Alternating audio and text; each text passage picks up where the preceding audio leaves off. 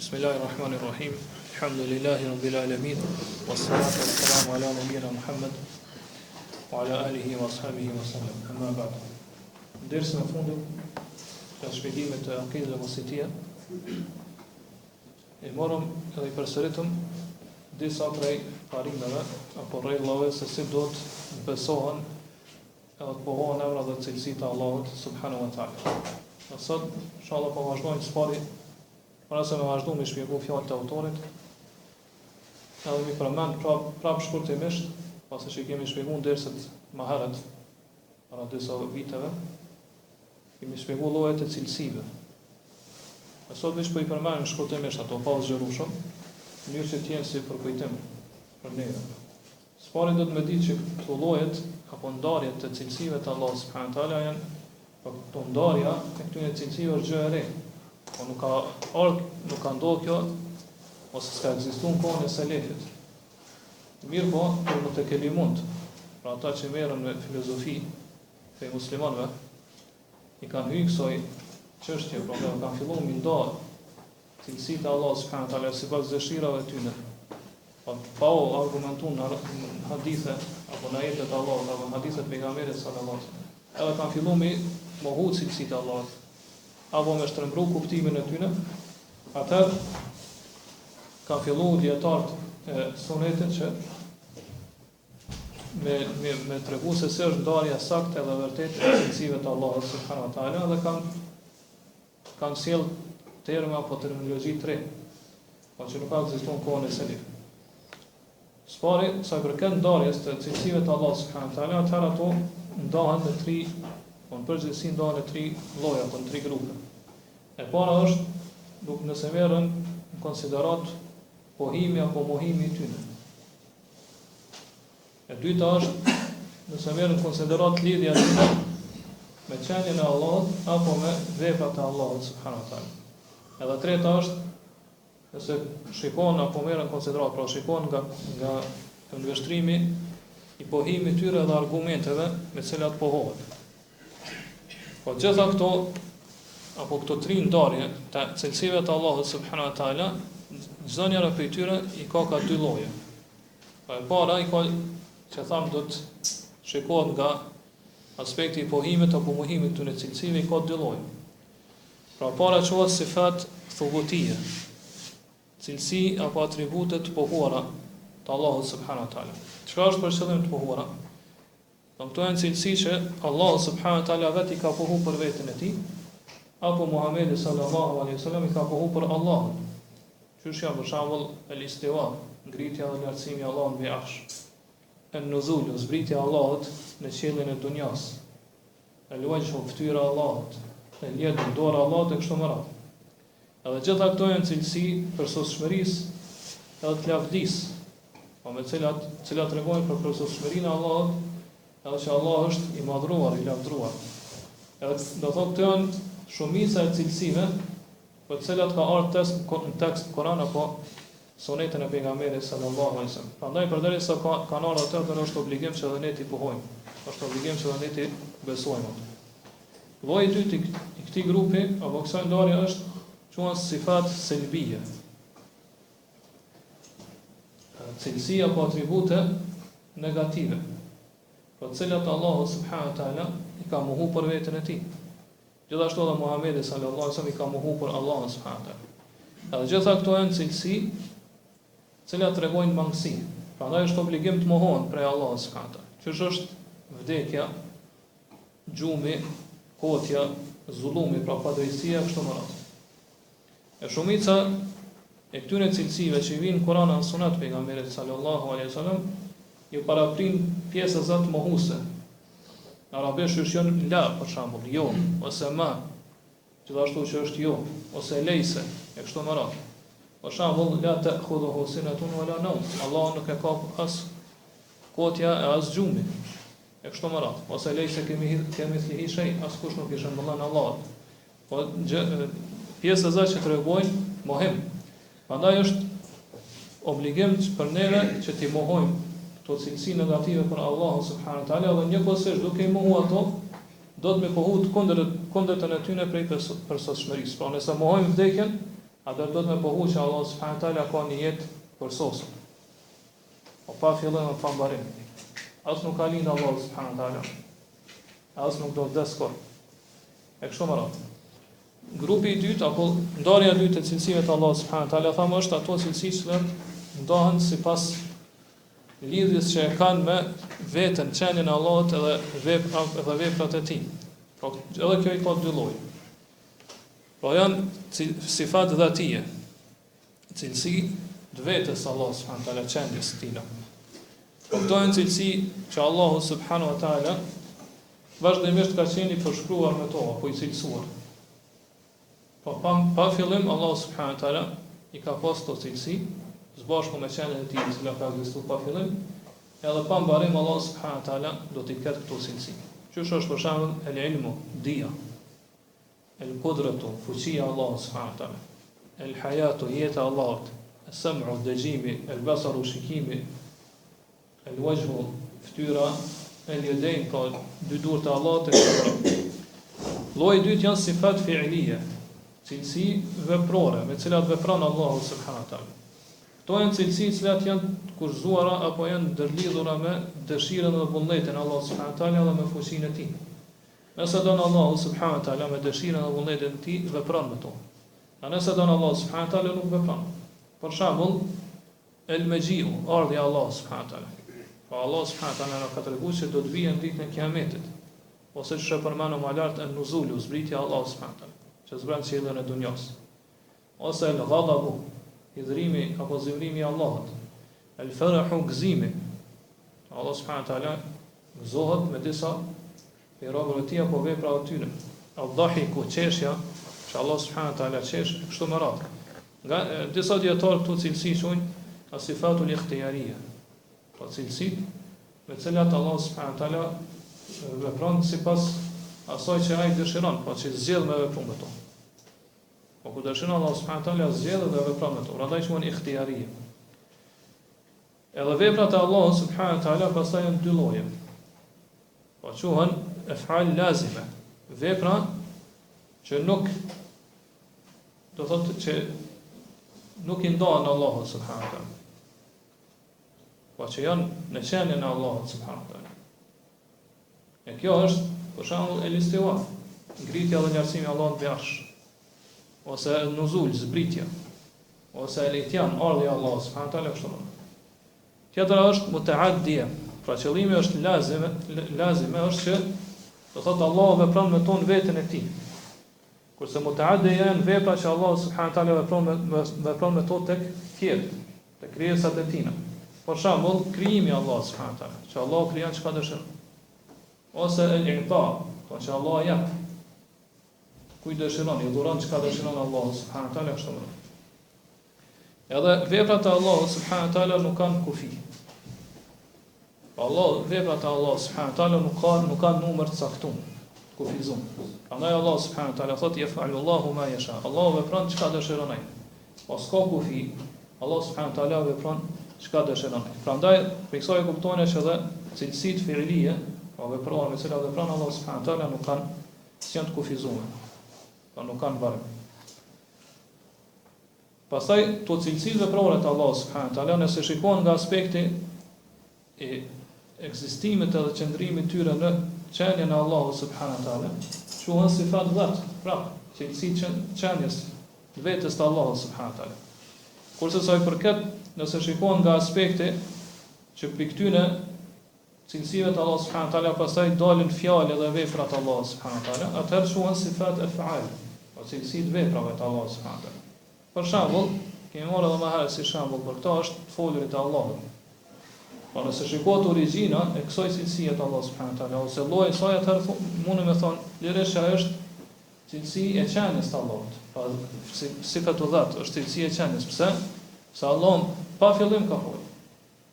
Mirë po, nëse shikohen pastaj detajet edhe pjesët kur Allah subhanahu wa taala vepron me këtë cilësi. Po kur Allah subhanahu wa taala fol, edhe vepron me këtë cilësi. Po shikohen ato pjesë të kësaj cilësie të Allahut, atëherë themi është sifatu fi'l, është cilësia e veprës, po me cilën vepron Allahu subhanahu.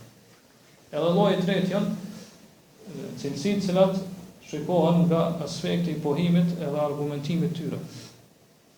Këto quhen sifat khaberie, pra lloji i parë i tyre janë sifat khaberie. Cilësi, cilat nuk kanë mundësi të pohohen veçse përmes teksteve. Pra arabisht thuhet as-sam' wal khabar. Përmes teksteve me cilat na kanë ardhur Kur'ani ose na pra, cilat na ka njoftuar Allahu në Kur'an apo pejgamberi sallallahu alaihi wasallam në sunetin e tij. Prandaj quhen sifat khaberie.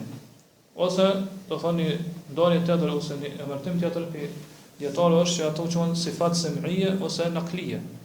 Po sam'ie qëllimi është për tekstet, të cilat na i kemi dëgjuar prej Kur'anit apo sunetit pejgamberit, ose naqlie që na kanë transmetuar. Ose prej Kur'anit apo sunetit pejgamberit sallallahu alaihi wasallam. E këto cilësi pastaj mundën me qenë dhatie, po qenies të Allahut vetes tina, që është fytyra, dytur të Allahut, kështu më radh mundën me kanë edhe fiilie, veprore me cilën vepron Allahu, që është gëzimi i Allahut apo buzëqeshja e Allahut subhanahu wa taala, kështu më radh. Edhe lloji i dytë i këtyre cilësive janë sifat sam'ie aqlie, po janë cilësi që njëkohësisht janë edhe sam'ie, pra që vërtetohen me tekste, po edhe aqlie që edhe mendja apo logjika shëndosh tregon për to. Pra këto janë ato cilësi që në pohimin e tyre bëjnë pjesë apo marrin pjesë dy lloje të argumentimit. Pa edhe argumentet që janë sam'ie, pi Kur'anit dhe sunetit pejgamberit sallallahu alaihi wasallam, edhe argumenti logjik. Edhe këto mundën me kanë dhatie. Po qenies të Allahut që është jeta apo dia Allah subhanahu wa taala, fuqia e tij kështu më radh. Po mundën me kanë edhe fiilie, pra veprore, që është krijimi, dhënia, pra që Allah e jep për operati e kështu më radh. Po kjo është vetëm një përsëritje e shkurtë i këtyre se si ndohen llojet të cilësive të Allahut subhanahu wa taala. Prandaj është mirë mi ditë edhe do thonë për këto ndarje ka bërë dietar, që është domethënë Sheikhul Islam Ibn Taymija, pastaj dietarët e tashëm që janë Sheikhu Ibn Uthaymeen dhe të tjerë, Allahu më shëroft gjithë.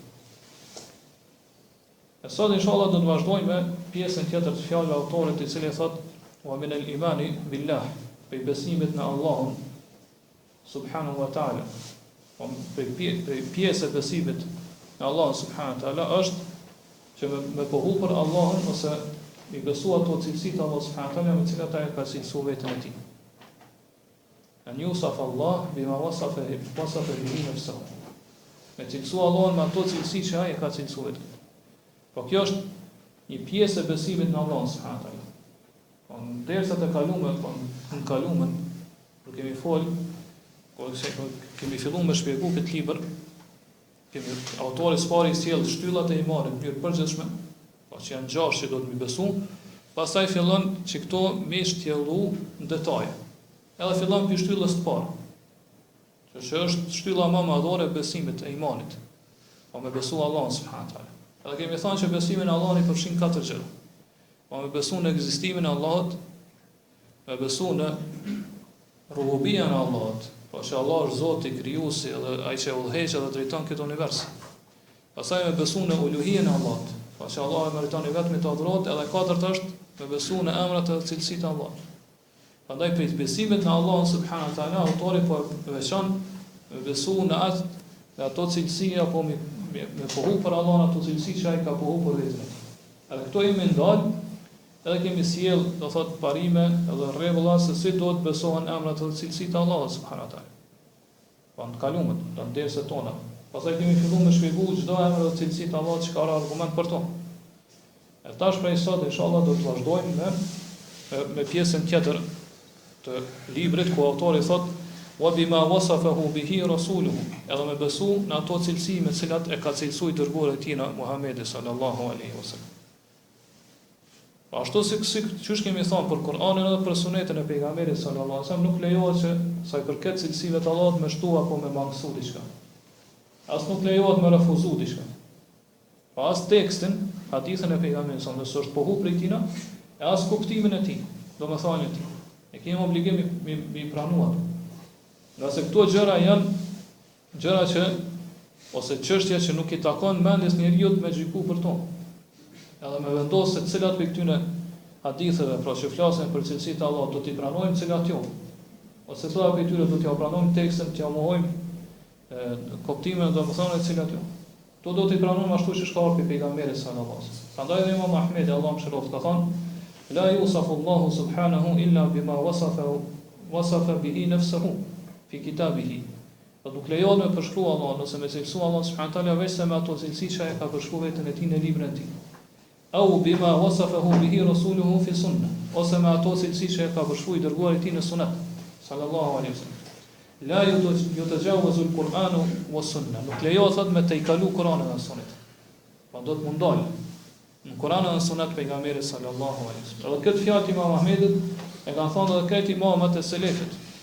Po kjo është e njohur, edhe vazhdimisht ata e kanë përsëritur gjatë ligjëratave dhe kanë shkruar në librat e tyre. Dietarët e Ahlus Sunnetit, që kështu do të besohen emrat edhe cilësitë e Allahut subhanahu wa taala, por do të kufizohemi vetëm ato që ka ardhur Kur'ani dhe sunet. Po do t'i pohojmë dhe t'i besojmë. Edhe do të më besu edhe më pohu ashtu që i takojnë madhërisë dhe madhështisë të Allahut subhanahu wa taala. Po për më detajet që më marr tash se si do të besohen.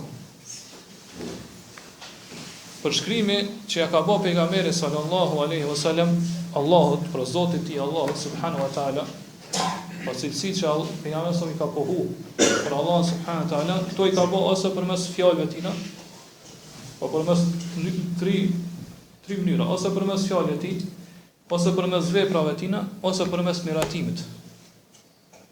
Që është edhe suneti i pejgamberit sallallahu alaihi wasallam. Sa i përket fjalëve të pejgamberit sa janë të shumta. Për shembull është hadithi ku pejgamberi sa më shlut ka thënë Rabbana Allahu alladhi fi s-sama, o Zoti, o Allah që je në qiell, taqaddasa ismuk, i është shenjtru emri yt, emruka fi s-samai wal ard. Urdhë jot është në qiell dhe në tokë, pra ekzekutohet atë çka urdhon Allah subhanahu. Pa ka pohu për Allahun që është në qiell, që është lart Allah subhanahu. Ose ka thonë la wa muqallib al-qulub, kur është betu pejgamberi sa ka thonë jo pasha atë i cili rrotullon zemrat. Pa ka pohu këtë cilësi të Allahut të kështu me radhë. Hadithet projën shumëta për këto. Sa i përket veprave, atëherë këto janë më pak se sa fjalët e pejgamberit sallallahu alaihi wasallam. Për shembull është rasti kur pejgamberi sallallahu alaihi wasallam ka marrë si dëshmitar Allahun që kjo ja ka transmetuar, edhe e ka përcjellë umetit vet atë me cilën e ka ngarkuar Allahu subhanahu wa taala dhe ka ngrit gishtin e tij në qiell. Kjo ka ndodhur në Haxhin Lamtomirs, pra në Hajjatul Wada, pa që është ka në Arafat. Po pejgamberi ka marrë hutbën e Arafatit, çka ka thonë alla hal balagh. Sot nuk e përcjell ato që ka ngarkuar Allahu subhanahu wa taala. I ka pyet sahabët, qalu na'am, kanë thonë po. E ato ka përcjell me nëse 3 herë këtë pyetje.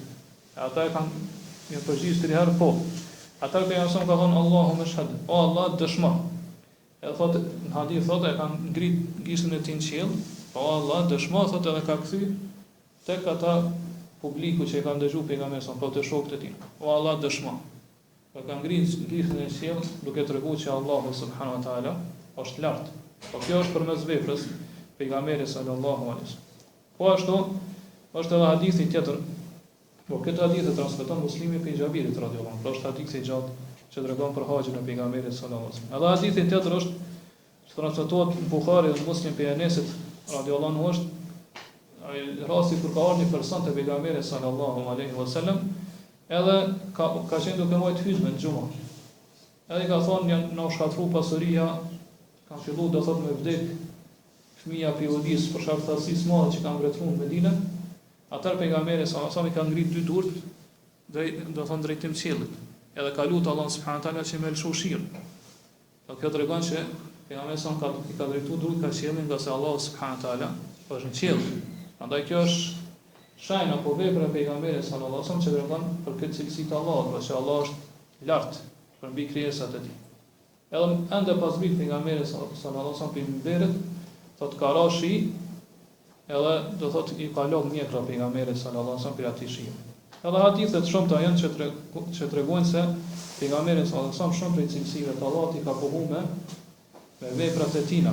E nganjëherë pejgamberi sallallahu alaihi wasallam kur ka pohuar cilësitë të Allahut apo më shumë, to e ka konfirmuar përmes fjalës edhe veprës. I ka bashkuar këto dy, edhe fjalën edhe veprën. Për shembull, është rasti kur pejgamberi sa më ka lexuar ajetin e 58 surës Nisa. Që ka thonë inna Allaha kana sami'an basira. Pa Allah thotë vërtet Allah është gjithë dëgjuesi dhe gjithë shikuesi. po dëgjuesi edhe shikuesi. Atëherë pejgamberi sallallahu alaihi wasallam me gishtat e mëdha i ka prek veshët e tina. Po me gishtin e tij djathtë, të madhen e ka prek veshën e tina, kurse me gishtin treguese ka prek synin. Për më tregu që Allahu sheh edhe dëgjon. Me këtë vepër pejgamberi sallallahu alaihi wasallam ka treguar që Allahu sheh edhe dëgjon. Po çu shkon këtë hadith, në këtë ajet Allahu subhanahu wa taala. Po këto ka bëu përmes fjalës edhe përmes veprës. Pra ka lexuar ajetin për me pohu që Allahu sheh edhe dëgjon, edhe përmes veprës të treguar se vërtet Allahu sheh edhe dëgjon. Pra kështu e kuptuam që pohimi që ka bëu pejgamberi sallallahu alaihi wasallam cilësive të Allahut ose është përmes veprës, ose është përmes fjalës, pra ndamës ose së bashku. Po në 3 mënyra. Edhe e treta është përmes miratimit. Kjo është shumë më pak sa i përket 2 llojeve të para. Për shembull është rasti kur pejgamberi sallallahu alaihi wasallam ka pyetur atë robreshën e atij sahabijut, por kur ka dashur ai me liru. Pejgamberi sa më ka thonë: "Ejn Allah, ku është Allahu?" Ai ka thonë: "Fis sama." Allahu është në qiell. Atëherë pejgamberi sa më ka miratuar këto. Ai ka thonë atij sahabijut: "A'tik hafa innaha mu'mina." Liroje se sa është besimtare. Ai sa hadithe vazhdon thotë: "O men ana kush jam ka thonë anta Rasulullah, ti i dërguari i Allah, thotë liroje se sa është besimtar." Pra ja ka miratuar këtë fjalë kësaj robreshës. Po ashtu gjashtë më këto ka ndodhur kur ka ardhur një rabin prej hebrejve të pejgamberit sallallahu alaihi wasallam dhe i ka thonë: "Inna najidu anna Allah yaj'alu as-samawati 'ala isbah wal aradina 'ala isbah wal thara 'ala isbah." Ka vazhdon hadithin. Pa kemi marrë këtë hadith. Pa çka i ka thonë kë, thot na po e gjojna, po lexojna në Tevrat që Allahu ditën e Kiametit po mi vendos qiell në një gisht të gishtave të tij. Tokën gjithashtu në një gisht tjetër, dheun në një gisht tjetër e kështu më. Në tokën, në një gisht tjetër. Atëherë pejgamberi sallallahu alaihi wasallam ka qesh. Kur i ka dëgjuar këto fjalë pe këtij hebrejt, edhe çu shkar pe Ibn Mesud e thotë tasdiqan li qawlihi. Duke ja vërtetuar fjalët e atij hebrej. Po kjo është miratim për pejgamberin sallallahu alaihi wasallam që i ka bëu këtë cilësi të Allahut subhanahu wa taala. Këtë hadith e transmeton Buhariu dhe Muslimi prej Abdullah ibn Mesudit radhiyallahu anhu.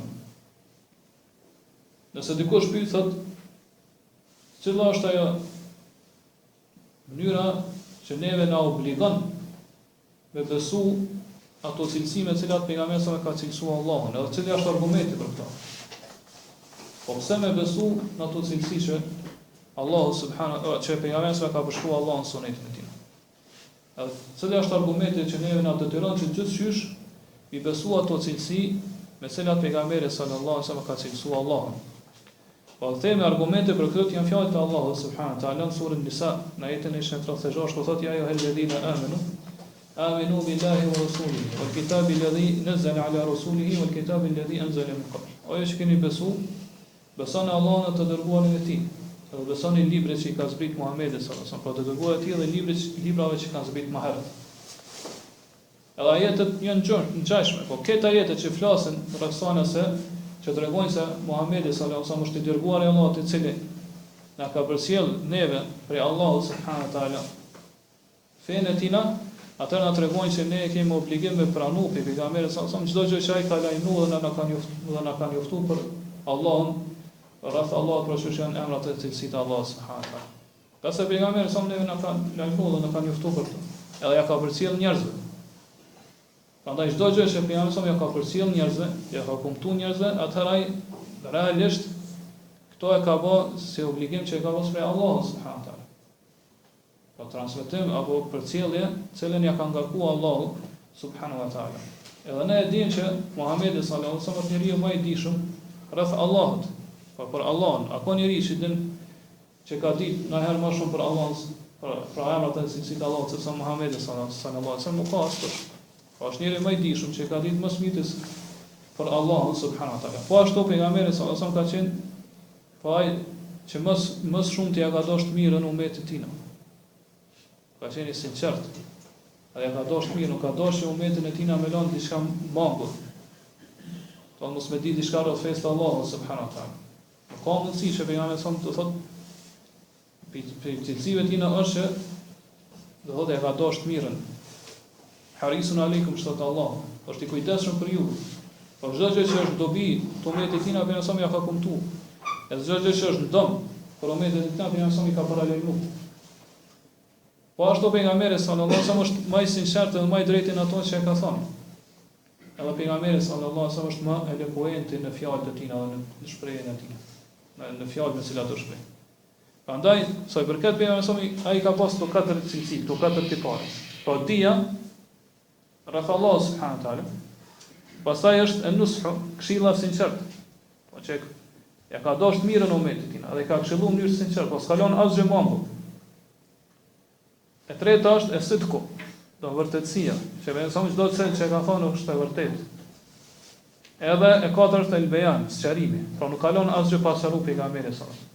Prandaj ne kemi obligim që për çdo gjë për cilën na ka njoftuar pejgamberi sallallahu alaihi wasallam rreth Allahut, atë ne me pranu ato. Nga se pejgamberi sallallahu alaihi wasallam është njeriu që është tham më elokuenti, më i sinqerti, më i drejtë dhe më i dijshëm për Allahun subhanahu wa taala. Pejgamberi është më i dijshëm se sa ata të cilët kanë ardhur pas pejgamberit sallallahu alaihi wasallam, madje me shefujt ton, kanë ardhur pas Muhamedit sallallahu alaihi wasallam edhe njerëz ose do të kanë qenë edhe para tipi filozofë ndryshëm, edhe njerëz do thotë i besojnë atyre dhe lojnë fjalën e pejgamberit sallallahu alaihi wasallam. Ose për këtë cilësive të Allah. Pejgamberi sa ka këto katër cilësi dhe me gjithë këtë, prapë kur është lut, i ka thonë Allahut subhanaka la uhsi thanan ali. I pastër i Allah, i patmeta.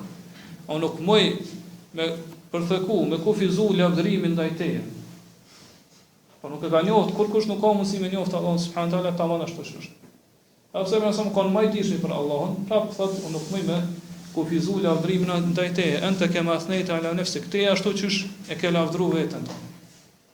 Po vetëm Allah subhanahu wa taala din qysh janë cilësitë edhe sa janë cilësitë e tina kështu më radh. Pastaj autori vazhdon thotë këto cilësitë Allah subhanahu wa taala për të cilat ai e ka cilësuar vetë në Kur'an, edhe Muhamedi sallallahu alaihi wasallam sunat. Qysh do të mi beson? Po qysh do të mi pranu ato dhe mi pohon? Mas pari thot me gajri të hrifin, do të mi besu pa shtrembrim, wala ta'tilin edhe pa refuzim, me gajri të kif edhe pa formë dhënja, pa ju dhonë formë, wala të mthil edhe pa ju dhonë përngjasim me krijesat e tij. Kështu do të mi besu emrat edhe cilësitë e Allahut subhanahu wa taala që kanë Kur'an dhe Sunet pejgamberit sallallahu alaihi wasallam. Kjo është në këtë fjali autori po sqaron formën e besimit të ehlu sunetit, pra imanit, çysh e besojnë ehlu sunetit cilësitë e Allahut subhanahu wa taala. Pra ehlu suneti besojnë Allahun subhanahu wa taala me një iman, me një besim që është larg këtyre katër gjërave. Pra është i pastër mbi këtyre katër gjërave. Pi tahrifit, pi shtrembrimit, pi ta'tilit, pra refuzimit, prej të kifit, formë dhënjes, edhe prej të mthilet, shëmbëllimit. Pra mi përngjasu, mi shëmbëllim cilësitë e Allahut me cilësitë e krijesave, që shkëna me shpjegoj inshallah më poshtë. Pa ne i pohojmë cilësitë e Allahut subhanahu wa taala me pohim pa përngjasim, pa i përngjasuar me krijesat. Po ashtu e lartësojmë Allahun subhanahu wa taala, edhe e pastrojmë për tmetave, edhe për mangësive, mirë po pa i mohuar dhe pa i refuzuar cilësitë e Allahut subhanahu wa taala. Kjo është akida e Ahlusunit. Pra fillojmë me të parën, e sonda inshallah do të mundohemi me sqaruar se është tahrifi. Çysh ndodh tahrifi të njerëzit. Po tahrifi nëse do thot me shtrembru diçka, me ndrru diçka, me ndryshu. Arabisht thuhet haraftu shay'an wajhihi harfan. E kom ndryshu një diçka, e kom bë harf diçka. E kom largu formës tina. Qëllimi është që e ke ndryshu ato, e ke dhënë tjetër formë. Kurse pse është tahrif? Nga se kur thuhet harrafa dhe i shtohet të zhdidi, po infinitivi i cili është tahrif, po infinitivi fjalës harrafa kjo tregon hiperbelizim. Po kur dikush e vepron këtë gjë shumë, e stër vepron këtë gjë, po i shtrembron shumë cilësitë e Allahut në këtë rast. Prandaj quhet harrafa ose tahrif. Po ndryshe edhe pa të zhdit kuptimin e ka e ndryshimit, apo me ja ndryshu formën një gjëje. Po sa i përket fjalëve, atëherë është me ja ndryshu formën fjalëve, apo me ndryshu kuptimin e një fjale, apo një fjalie, atë kuptim I cili lexohet apo kuptohet në shikimin e parë. Po kuptimi I fjalë për fjalë shumë. Kuptimi I cili ty momentin kur e lexon shkon mendje edhe din çfarë kuptimi ka. Çit kuptim fjalëve apo të fjalisë më ndryshua dhe më ia dhoni kuptim tjetër, për cilën nuk tregon kjo shprehje apo ky term. Nuk tregon, përveç do thot nëse ekziston një mundësi apo probabilitet I mundshëm. Mirë po për me vërtetu këto, atëherë patjetër duhet të ketë një provë aty, një dëshmi brenda vetë fjalisë që tregon se lejohet çat kuptim të fjalës apo të fjalisë më ndryshua dhe më ia dhoni kuptim tjetër. Kjo quhet pra shtrembrim. Sa I përket shtrembrimit ose tahrifit në emrat dhe cilësitë e Allahut subhanahu wa taala, që I kanë bë disa prej grupeve devijume, atëherë kjo është dy lloje. Kjo është dy lloje. Lloji I parë është me bë tahrif shprehjen, fjalën.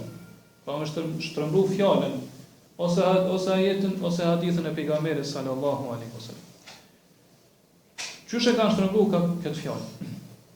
Pra e kanë shtrembru këtë fjalë duke I dhënë po pi formën e saj të saktë edhe të vërtetë, duke ja dhënë, do thot, një formë tjetër, ose duke ja shtu një fjalë, ose duke ja shtu, pra duke ja shtu ose duke ja mangësu një fjalë, ose duke ja shtu dhe duke ja mangësu një shkronjë, ose duke shtu apo duke ja mangësu një haraka, një vokal. Haraka janë ato si zanore në gjuhën shqipe që. Po janë vokale për me cilave lexohen bashkëtingëllore në gjuhën arabe. Kështu kam vepruar ato. Për shembull, ata kur ka ardhur fjala e Allahut subhanahu wa taala, Ar-Rahmanu 'ala al-'arshi istawa, I gjithëfshirë është ngritur, është lartësuar mbi arsh. Këtë fjalën istawa ja kanë shtu një shkronjë, ka thonë istaula. Istaula është se Allahu do thotë e ka mbizotruar arshën. E ka mbizotruar arshën. Ja kanë shtu ajetit e Allahut një l. Istaula. Madje njëri Jahni bin Safwani çka ka thonë? Ka thonë lau istata'tu an ahqa min al-mushaf istawa la haqaqtuha. Sikur të kisha pas mundësi me fshi prej mushafit, po pi Kur'anit fjalën istawa e kisha fshi krejt. Pra kisha vënë mensojna istaula. Kështu ka thonë Jahni bin Safwani, kjo është poka që na më marr inshallah këtë ty në shi mohojnë cilësitë e Allahut subhanahu taala. Pe aty ka fillu. Ose kur ka ardhur ajeti Allahut wa ja'a rabbuk, dhe do të vijë Zoti ditën e Kiametit. Çka ka thonë? Qëllimi është wa ja'a amru rabbik. Do të vijë urdhni I Zotit. Pra këto ja kanë shtuar një fjalë. Aty në shkronjë, këto ja kanë shtuar një fjalë. Ose kur ka ardhur ajeti Allahut subhanahu wa taala, wa kallama Allahu Musa taklima, ai ka folë Allahu Musës me fjalë. Çka kanë bërë këta? Pra ajeti është wa kallama Allahu me dhamë. Kjo me kur vjen fjala, pra ai vepruesi me atë tregon se çaj është duke kryer atë vepër. Po Allah është I ka fol Musës me fjalë. Ta çka kanë bërë, e kanë ndryshuar që dhamën që e kanë bërë fatha, e kanë bërë e. Edhe tash Allahu subhanahu taala nuk është vepruesi këtu, mirë po është kundrina. Po aty ai I cili Musa I ka fol. Thot wa kallama Allah Musa taklima, kështu kanë thënë.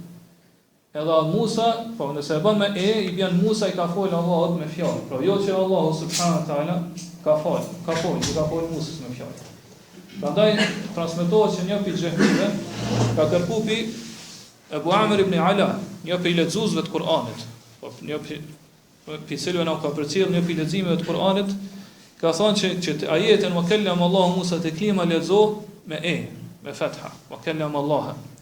Edhe ai ju ka përgjigj, ka thonë po pranojna, hajtë që po pranoj që ato që po kërkon te edhe unë pe lexoj më ndryshe. Mirë po ka thonë çka kime vepru ti, ose çka bën ti kur vjen fjala Allah subhanahu taala wa kallamahu rabbuhu. Edhe I foli atij Zoti I tij. Qysh më ndryshu ta këtë? Pra Allah është ai që ka folë Allah subhanahu taala me fjalë. Allah subhanahu taala I ka folë Musës me fjalë. Prandaj në këtë mënyrë ata I kanë shtrembruar tekstet.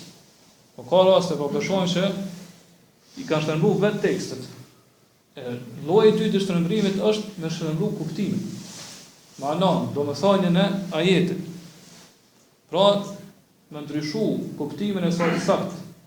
apo kuptimin për cilën e ka zbritur Allahu subhanahu wa taala atë ajet, kuptimin e saj real, vërtet, edhe më jallon ne, domethënë asoj fjalë më jallon në kuptim për vetes tyre. Për shkak se ato dy kuptime kanë një mas ku do thotë janë pavarësisht e kanë një mas ku do thotë janë të njëjta. Po e mushtarake, janë të njëjta. Për shembull, kur ka ardhur fjala Allahu subhanahu wa taala ose ku përmend mëshira Allahut ar-Rahme, çka ka thonë ata? Allahu nuk mund të cilësoj me rahmet me mëshirë. Se ka këto si cilësitina. Mirë, po çka ka thonë, qëllimi është kur ka thonë Allah që i mëshiron robët e tina, është Allah dëshiron me i dhënë aty në nimeteve tina, në mirësive tina, ju bë mirë aty. Ose kur ka ardhur zemrimi i Allahut, atë qëllimi është ka thonë që Allah dëshiron me ndëshku ata. Jo që Allah zemrohet. Ose kjo që thamë kellem Allahu Musa te klima, Allah i ka fol Musës me fjalë, po nuk është qëllimi me kellem që i ka fol. Mirë, po qëllimi është jarrahu. Do thotë se një pikë kuptimi e kellem është kur e lëndon dikon. E qëllimi është, pa ata nga thonë që Allah i ka vendosur në mendjen e Musës për disa prej urtësive. Jo që Allah i ka fol Musës me fjalë. Edhe pse fundi ajetit te klima tregon se qëllimi është që Allah vërtet i ka fol me fjalë. Ashtu po e shohim që është trembrimi i teksteve, nganjëherë është trembrohet edhe fjala e ajetit ose hadithit edhe kuptimi i saj. Nganjëherë do thotë bëhet vetëm kuptimi, domethënia e saj. Nganjëherë do thotë bëhet vetëm shprehje, fjala. Mirë, po qëllimi i ndryshimit apo shtrembrimit fjalës së shprehjes është që më ndryshuar kuptimin. Më ndryshuar kuptimin asaj. Mirë. Po ajo që më shumë ti nga ndodhë të mohuesve dhe refuzuesve të cilësive të Allahut subhanahu wa taala është që ja kanë shtrembruar kuptimin. Kjo ka ndodhur më shumë se sa shtrembrimi i llojit të parë, pra tahrifi i llojit të parë që është shtrembrimi i tekstit. Prandaj ehlu suneti, po pjesë i besojnë emrat e cilësive të Allahut subhanahu wa taala spari duke e largu pi besimit dhe pohimit tyre tahrifin. Po ndryshimin e shprehjes, fjalës edhe të kuptimit. Ata cilët i ndryshojnë emrat dhe cilësitë të Allahut subhanahu wa taala, pra kuptimin e emrave dhe cilësive të Allahut subhanahu wa taala, vetës i thonë që na jena ehlu ta'wil.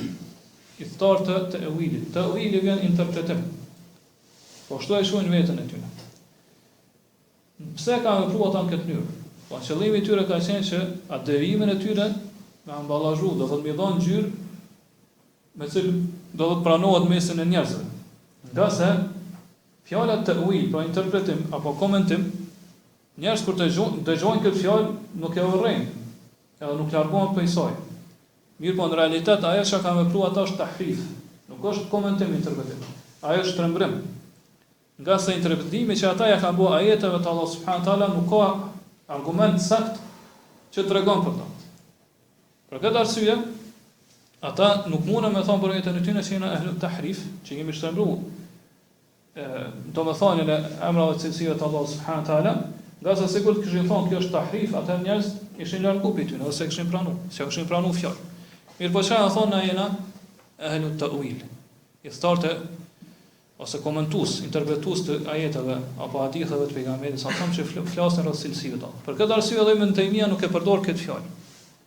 Po nuk thot min ghayri ta'wil, pa i bë ta'wil emrat e cilësive. Mirë, po thot min ghayri tahrifin. Do të mi besu ato pa e shtrembru. Pa i bë tahrif. Edhe pse shumë për atyre që flasin këtë temë, po edhe këta për sekteve bidaxhive ndryshëm që i kanë mohu emrat dhe cilësitë të Allahut subhanahu wa taala i quajnë ehlu ta'wil. Mirë, po më mirë është ajo që e ka zgjedh autori, pra Sheikhul Islam Ibn Taymija, Allahu mëshiroft, pra me quajt ehlu tahrif, i thtar të shtrembrimit, pra shtrembrues, që i kanë shtrembruar tekstet Allah subhanahu wa taala që flasin rreth emrave të cilësive të Allahut. Pse është më mirë ajo që e ka zgjedhur autori? Për disa pika. E para është se do thotë kjo shprehje ka ardhur në Kur'an. Pra Allahu subhanahu wa taala kur i përshkruan jehudit, ata tregon që ata e kanë shtrembruar ajetet e Allahut subhanahu wa taala, pra në ajetet shumë do pitun është ajeti 46 i surës Nisa thotë yuharrifuna al-kalima an mawadi'i. Ndryshojnë fjalë apo i nxjerrin për kontekstin e tyre. Fjalët e Allahut subhanahu wa taala i ndryshojnë edhe i nxjerrin për kontekstin e tyre. Prandaj mos shpreh me atë që ka thënë Allahu në Kur'an, është më mirë se sa do thotë me pruni fjalë tjetër. Prandaj këta janë ehlu tahrif, jo ehlu ta'wil, nga se këta po i ndryshojnë fjalët e Allahut subhanahu. Po i dhojnë kuptim tjetër, jo kuptimin për cilën Allah subhanahu wa taala i ka zbrit. Këto ajete apo hadithet për cilat i ka thënë pejgamberi, qëllimi për cilat i ka thënë pejgamberi sa ato hadithe. Po kjo tregon më fuqishëm rreth domethënies apo kuptimit në veprës tyre, çka kanë vepruar ata. Po ata i kanë shtrembruar, nuk i kanë komentuar, si kanë interpretuar tekstet e Kuranit dhe Sunnit. Pika dytë është se kjo tregon më mirë për gjendjen e tyre, edhe është më afër drejtësisë. Nga se ai i cili i komenton apo interpreton fjalët e Allahut subhanahu wa taala, pa kurfar argumenti, pa pas provë, pa pas fakte, interpreton sipas logjikës tina, mendjes tina, apo sipas rrugës se këtë në cilën ndodhet ai, atëherë nuk është për drejtësisë që atina mi thonë komentuesi Kuranit. Nuk është kjo për drejtësisë, me thonë që ai për interpreton Kur'anin, për komentarët. Mirë për drejtësisë është që ai me thonë që ai po e shtrembron ajetet e Allahut subhanahu wa taala, edhe kuptimin e tyre të vërtetë. Kështu e meriton ai me thonë, që ai po i shtrembron ajetet apo hadithet e pejgamberit sallallahu alaihi wasallam. Pika e tretë është se çu tham ta'wili, pra komentimi edhe interpretimi pa argument është i kotë. Nuk pranohet te Allahu subhanahu wa taala. Prandaj ne kemi obligim mu largu për ti, mirë po dhe mi paralajmru njerëz, mi largu tjerë për kësaj. Prandaj kur e përdorim fjalën tahrif, pra që ata i kanë shtrembru tekstet e Kuranit dhe Sunetit pejgamberit sallallahu alajhi wasallam. Pra është fjala kur jemi duke folur këto tekste që i përmenden emrat edhe cilësitë e Allahut, atë në këtë mënyrë të i bën njerëz që mu largu sa më shumë për kësaj rrugë të gabuar dhe devijuar. Nëse i thonë që këta janë ehlu ta'wil, janë komentues apo interpretues, atëherë ka mundësi që dikush mos më pasi, ka thonë veprën e tyre si shumë të keqe që kanë bërë ata. Pasi pas kanë komentuar, atëherë komentimi pranohet, pse mos e pranon? Po shpirti i njerit e pranon më lehtë këtë fjalë. Po fjala ta'wil është më e butë. Edhe kur një fjalën ta'wil fillon me, do thonë me kërku detaje, shkëllime, do thotë çysh është ai tek edhe mundet do thotë me radhë ndikimin e tyre dhe ndryshimet e tyre. Mirë, po kur i thon, do thotë fillimisht i thotë që ata kanë bërë tahrif, e kanë shtrembruar ajetet e Allahut dhe hadithet e pejgamberit sallallahu alaihi wasallam. Momentin që ja thu këto, do thotë ai largohet edhe se pranon rrugën e tij. Po nuk e don edhe largohet. Po këtë mënyrë është, do kjo tregon që është më përshtatshme me përdor fjalën cilën e ka përdor autori, pa tahrifin, në vend të ta'wilit, qysh mundëm zakonisht me gjetë në librat që flasin në këtë temë. Ka se ata kur i themi na që ata kanë bërë tahrif, kanë shtrembruar, atëherë i tregojmë njerëzve që ata e kanë kundërshtuar rrugën e selefit, e kanë kundërshtuar rrugën e muslimanëve të parë. Pika e katërt është se ta'wili nuk është gjithmonë në çmum, pa interpretimin. Nuk është gjithmonë në çmum. Pejgamberi sallallahu alajhi wasallam ka thënë kur është lutur për Ibn Abbasin, pa hadithin që transmeton Imam Ahmedi, edhe të tjerë thotë Allahumma faqihu fi din wa alimhu at-ta'wil. O Allah jepi të kuptuar fes, fiqh në fe, edhe mësoja ta'wilin, pra komentimin, interpretimin e Kur'anit. Po ashtu Allah subhanahu wa taala kur të flet për dietar thot: "Wa ma ya'lamu ta'wilahu illa Allah war-rasikhuna fil 'ilm."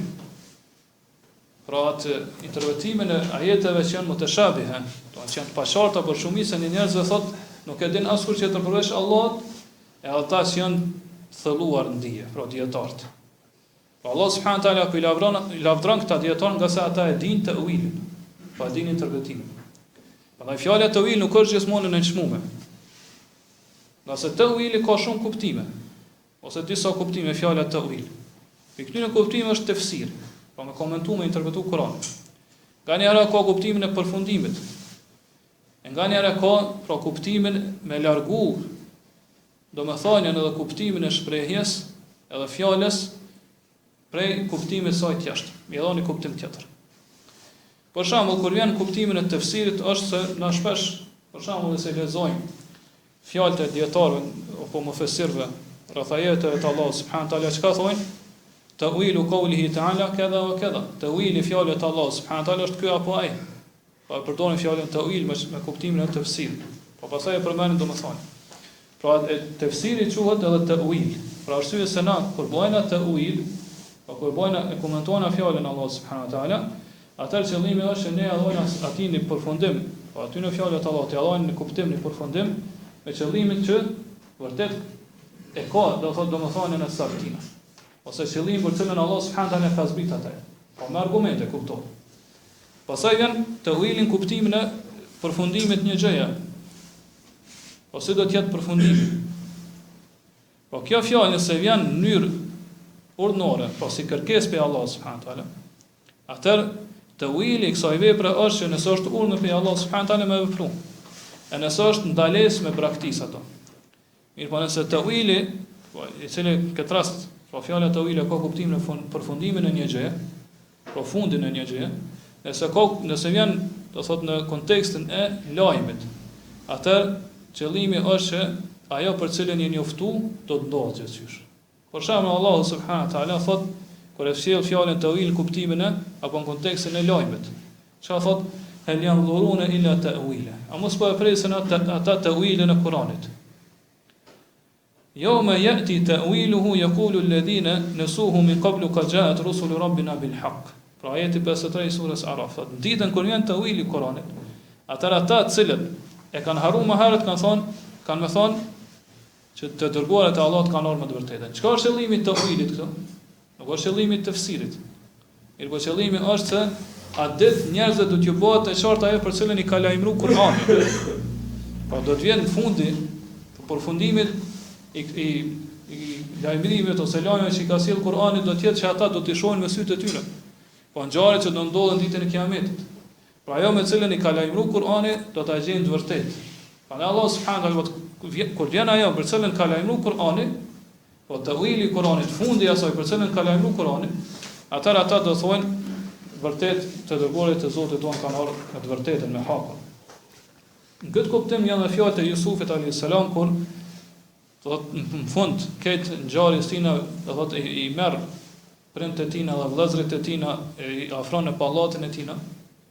Atëherë ata i binë sejdë.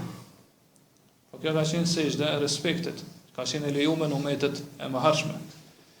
Po çush është në surën Yusuf ajetin e 100 që thot, pastaj pas këtyre thot hadha ta'wilu ru'ya min qabl. I drejtohet babës tina thot kjo është ta'wili i ëndrrës time më herët. A është qëllimi këtu që është interpretimi i ëndrrës jo? Mirë po do thot përfundimi i ëndrrës që kum pa më herët. Pra ka ndodhur ashtu qysh e kum pa ëndrrën më herët. Pra fundi i saj, përfundimi i saj ka ndodhur ashtu qysh e kam pa në ëndër kur kanë qenë fëmijë. Shembulli kur ta'wili, fjala ta'wil vjen si kërkesë. Po urdhën pe Allahu subhanahu wa taala fjalë të Aishës radhiyallahu anha, e cila thot kana an-nabiy sallallahu alaihi wasallam yukthiru an yaqula fi ruku'ihi wa sujudihi ba'da an unzila alayhi qawluhu ta'ala idha ja'at nasrullahi wal fath yukthiru an yaqula fi ruku'ihi wa sujudihi subhanaka allahumma rabbana wa bihamdik allahumma ighfirli. Po pejgamberi sallallahu alaihi wasallam kur i kanë zbrit fjalët e Allahut për surja Nasr, i dha gjana sura Fath deri në fund, thot atëherë pejgamberi sallallahu alaihi wasallam ka shpeshtuar shumë në ruku edhe në sejdë këtë lutje.